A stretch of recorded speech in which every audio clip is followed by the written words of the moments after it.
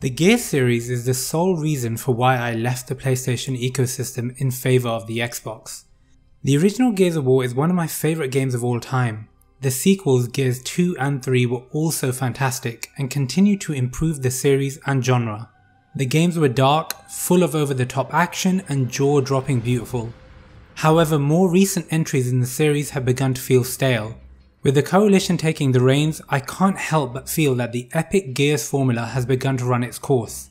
The story has become more and more convoluted, the character development isn't what it used to be, and it's not pushing the boundaries of the genre in any regards. Yes, Gears 5 took some risks by pushing for a more open world approach, and for the most part it worked. It added a layer of immersion as you were given some freedom of choice before tackling your next mission. The multiplayer was also expanded, and in all honesty is a delightful and violent experience with friends. Gears 5 in many ways is the complete package, and one would think there's very little room for improvement. Fortunately, the Coalition proves me wrong with the recently released Hivebusters DLC. I was reluctant going in, but my expectations were wrong, and Hivebusters was much more impressive than anticipated. It's a ton of fun, and I think I know why.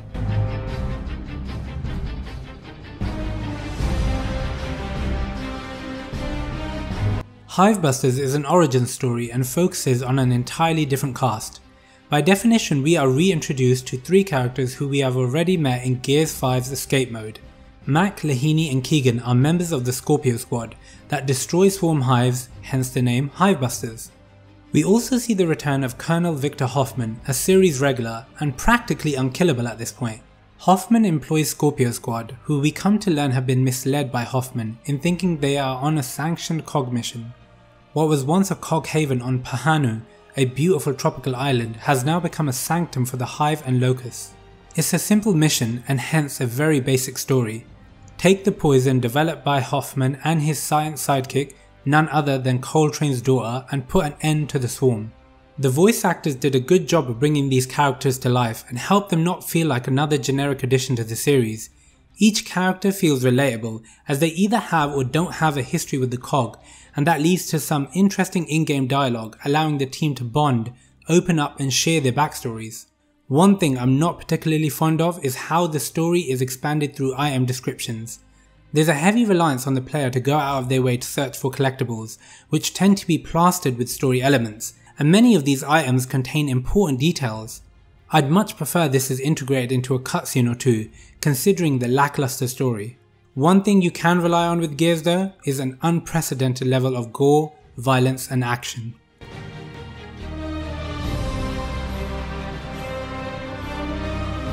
Speaking of action, this game has it in spades, with dozens of wonderful action set pieces sprinkled impressively throughout.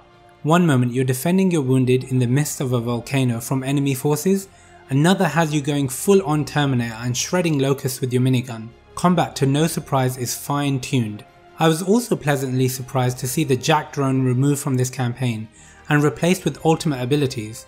Ultimate abilities are unique to each character. Keegan has regen ammo, Mac has a hovering shield, and Lahini is given an electrical knife. You can upgrade these abilities as you progress through the campaign, but in all honesty the abilities in their basic form are rather overpowered. I don't think I actually died at any point during the campaign, and I was playing on the highest difficulty. Add in a variety of weapons from Gears 4 and 5 and there's not a single moment where you're not bullying the enemy. On that note, it doesn't help that the enemy AI acts dumb. There are very few moments where you will be charged or outmaneuvered. Gameplay and design is pretty much what it has always been. Go to a location, complete a chore, enemies appear, shoot them and repeat. I mean, the dropship waves tactic has been implemented in many games since the early 2000s. I'm not sure what the Coalition needs to do, but Gears needs to evolve or transform.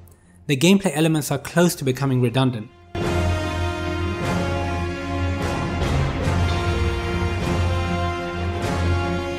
The visual quality for the most part matches the base game, but improves upon it with the introduction of some really vibrant and exotic locations that are quite unique to the Gears series.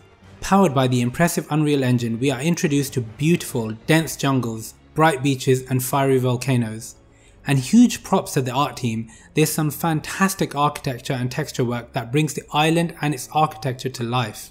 It's worth noting that I play the game on the Series X, benefiting from 4K resolution and a solid 60 FPS. The newer consoles are able to display the gorgeous vistas, the realistic physics and animations to unprecedented levels. The standout feature for me is the incredible HDR implementation that made my jaw drop more than once, as the environment, creatures and characters come to life in painstaking detail. There are also some neat little details scattered throughout, but I'll let you discover those on your own.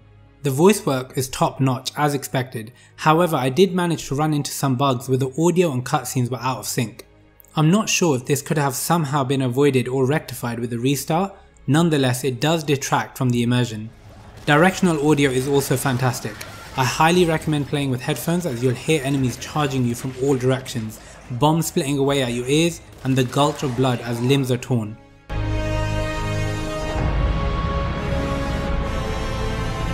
The Gears series has always been backed by a terrific story, and this is sorely absent in Hivebusters, which despite having impressive gameplay and graphics, you're never really emotionally invested in the game or its cast. The combat in typical Gears style is solid and there's a ton of weapon variety. Adding in ultimate abilities was a nice touch, but in some instances it can be a little overpowering. It's almost impossible to die in this game due to the arsenal at your disposal, and that makes enemies a lot less intimidating. Add in the revival system and you can breeze through the Hivebuster expansion in one sitting.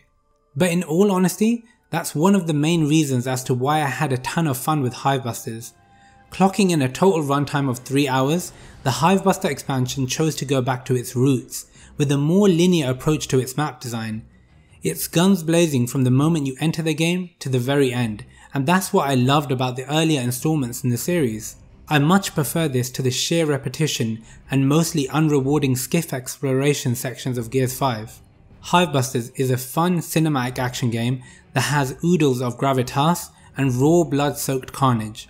It's a far cry from the original trilogy, but throw in some stunning visuals, a couple of fresh faces with terrific voice acting to boot, and you have yourself a solid expansion.